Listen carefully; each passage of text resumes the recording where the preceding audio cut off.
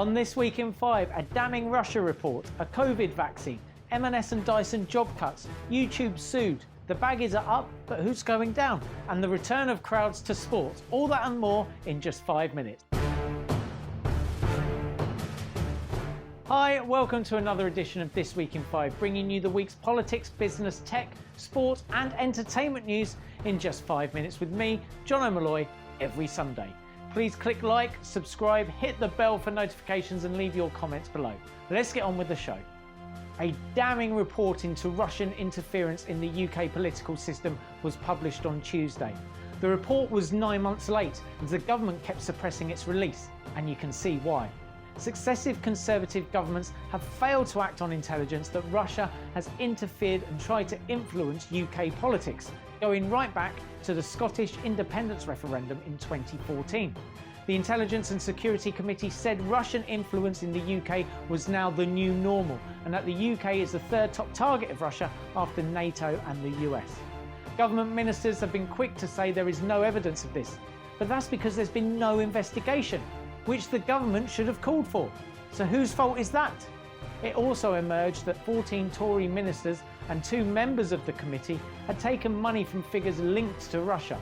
This includes Northern Ireland Secretary Brandon Lewis, Chancellor Rishi Sunak, Business Secretary Alok Sharma and Justice Secretary Robert Buckland. This isn't illegal, as the donors, although connected to Russia, are now British citizens. But the fact it isn't illegal doesn't mean it shouldn't be. The whole funding of political parties in the UK needs major reform. I should say that Russia has denied all allegations of interference, and I for one believe them, mainly because I'm not a fan of the Novichok nerve agent. A coronavirus vaccine that triggers an immune response has been developed at the University of Oxford. Trials involving just over 1,000 people showed the injection led to them making antibodies that can fight the virus. Larger studies are needed, but this is hugely encouraging, and the UK has already ordered 100 million doses of it. I double-checked their refund policy just in case. A legal bid to protect the NHS in any future trade deals with the US was voted down in the House of Commons on Monday night. Labour put forward an amendment to the trade bill which would have banned any deal that undermined the ability to maintain the quality and safety of health or care services. It would have also guaranteed the UK's ability to control prices of medicine and maintain the current protection for patient data. But Tory MPs voted the amendment down, along with a separate Labour bid to keep chlorine-washed chicken and other poor-quality US foods out of the UK.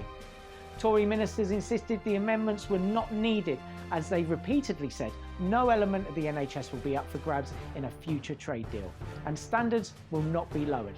Which begs the question, if you have no intention of doing these deals, then why not make it legally binding? Labour has issued an unreserved apology in the High Court for making false and defamatory comments about 7 whistleblowers who spoke out in a BBC Panorama programme last year.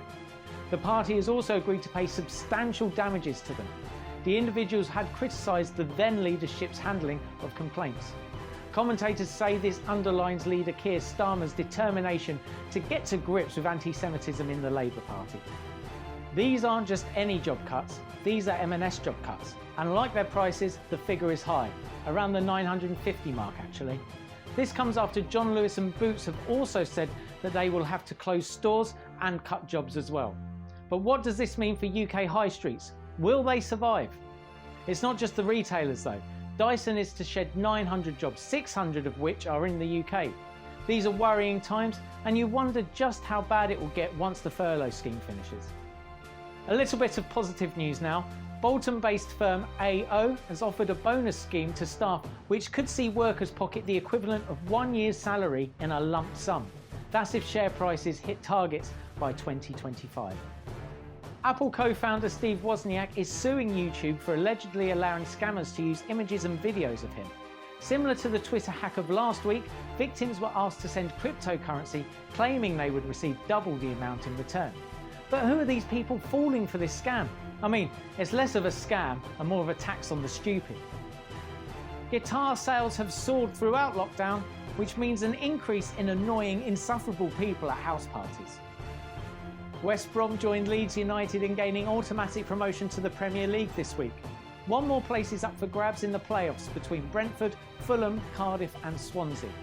We already know that Norwich are going in the opposite direction, but the other two relegation places will be decided today between Bournemouth, Watford and Villa.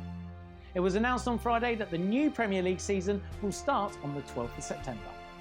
The Snooker World Championships begins on the 31st of July, and it's going to be a test event to ease live audiences back into sport, along with Glorious Goodwood and 2 county cricket matches.